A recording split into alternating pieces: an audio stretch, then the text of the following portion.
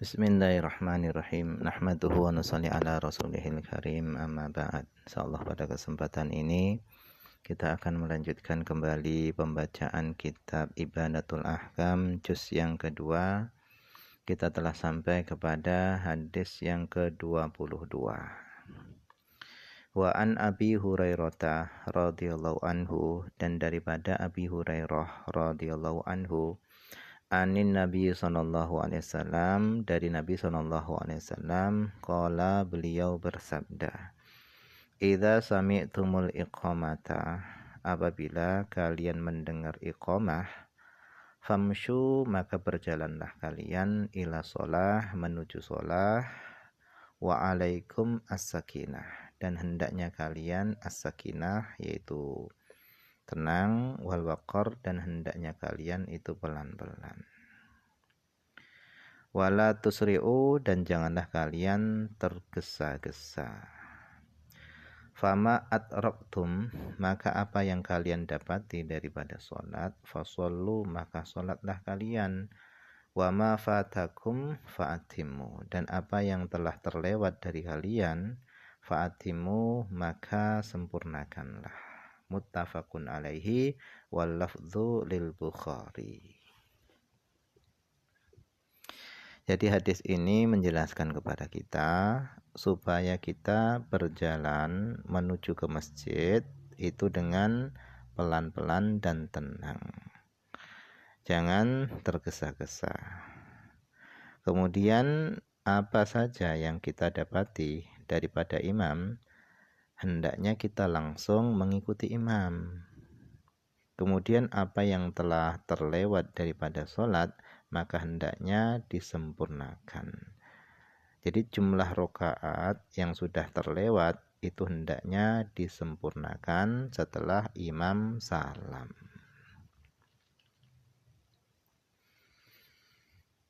Kemudian kita masuk kepada al-makna al-ijmaliyu. Makna hadis ini secara global.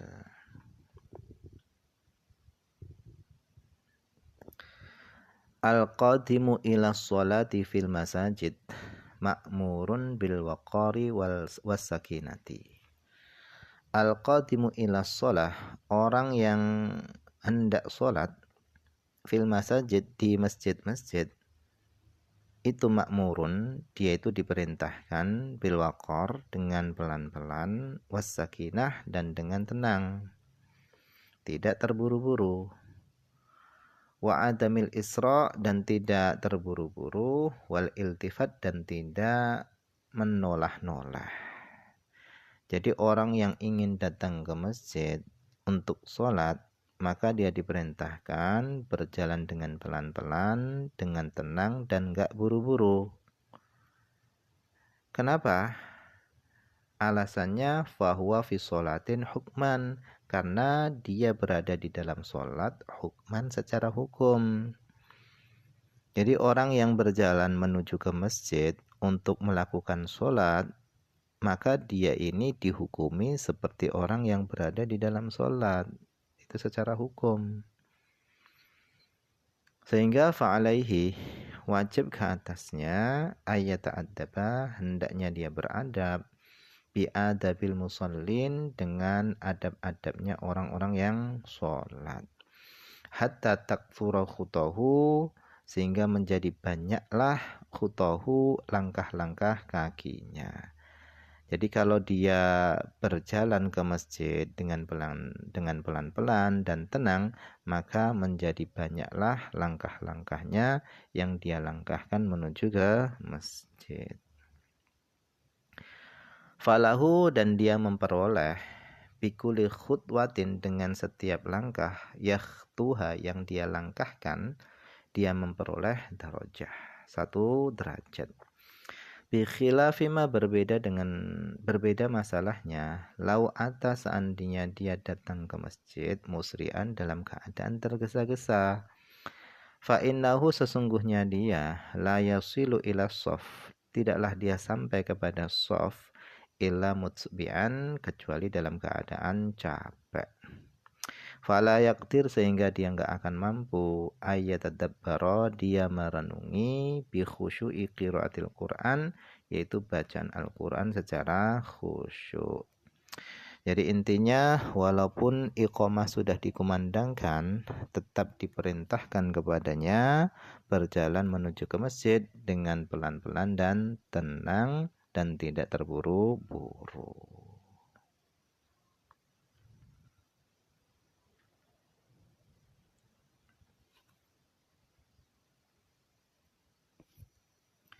Kemudian kita masuk kepada al-ma'nal ijmaliyu. Nah, ini salah cetak ya. Yang benar adalah at-tahlilu al-lafziyu, yaitu penguraian lafal yang ada di dalam hadis di atas, yaitu penguraian lafal. Dalam hadis di atas itu disebutkan idza sami'tumul iqamata, apabila kalian mendengar iqamah. Iqamah untuk apa? Lissolati, untuk sholat. Maksudnya adalah iqamah untuk sholat. Kemudian dalam hadis di atas itu disebutkan wa alaikum as-sakinah, hendaknya kalian tenang. Maknanya adalah at-ta'ani, yaitu pelan-pelan, fil harokat, di dalam gerakan-gerakan atau langkah-langkah, wajtinabul abathi, dan menjauhkan diri dari main-main.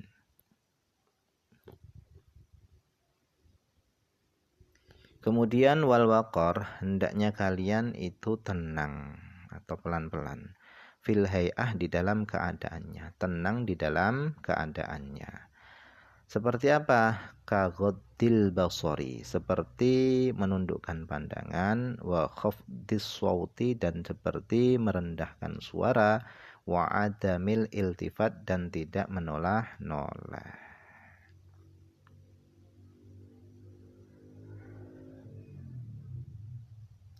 Kemudian dalam hadis di atas itu ada kalimat fama atraktum fasollu, apa yang kalian dapati bersama imam fasollu, maka sholatlah kalian. Maknanya adalah malahiktumuhu mal imam fasolluhu ma'ahu. Malahiktumuhu, apa yang kalian jumpai ma'al imam, bersama imam, fasolluhu, maka sholatlah kalian ma'ahu, bersama imam.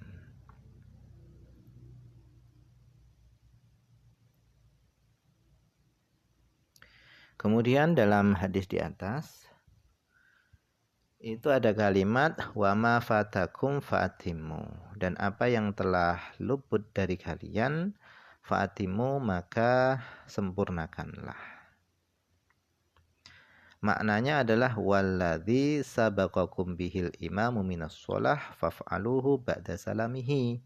Walladzi sabaqakum bihil imamu minas sholah, dan apa yang telah terdahulu oleh imam atas kalian daripada sholat, faf'aluhu, maka kerjakanlah,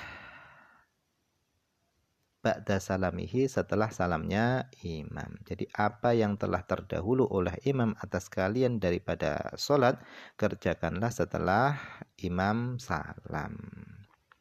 Jadi bagian sholat yang kalian sudah tertinggal daripada imam, kerjakanlah setelah imam salam. Itu maksudnya. Wa akmiluhu, dan sempurnakanlah wahdakum, secara sendiri. Sempurnakanlah yang bagian terlewat tadi secara sendiri.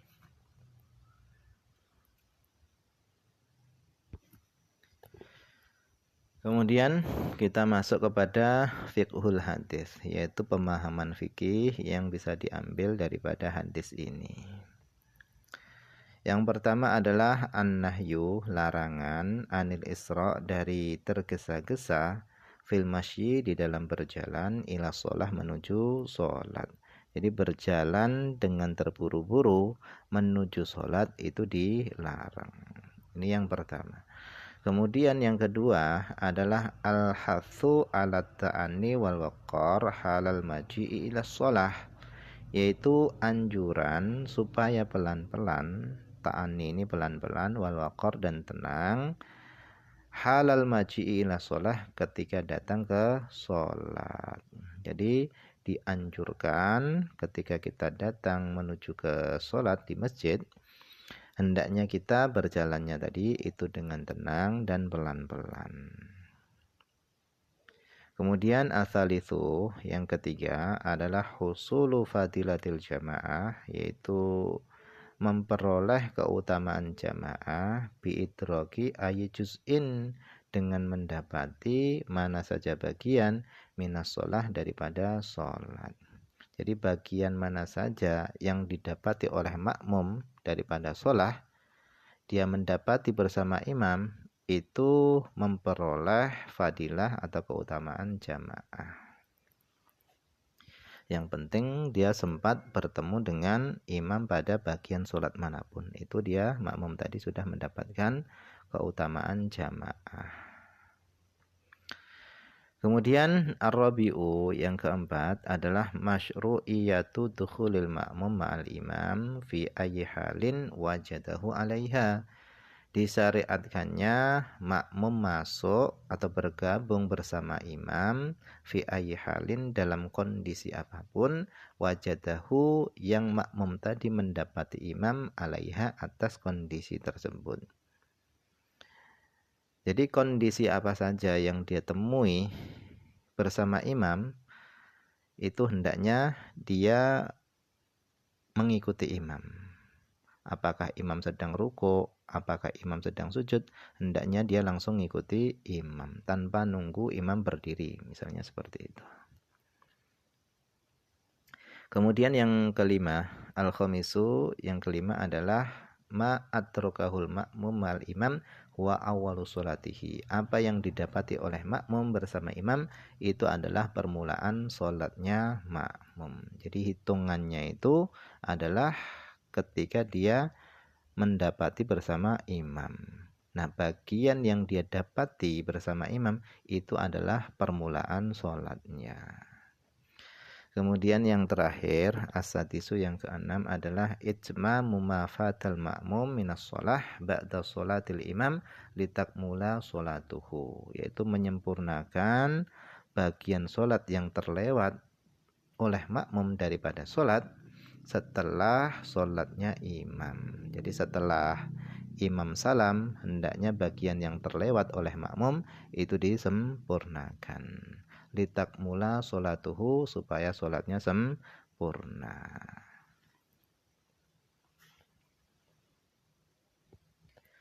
Nah, mungkin saja dulu yang bisa dibaca pada kesempatan ini. Semoga ada manfaatnya.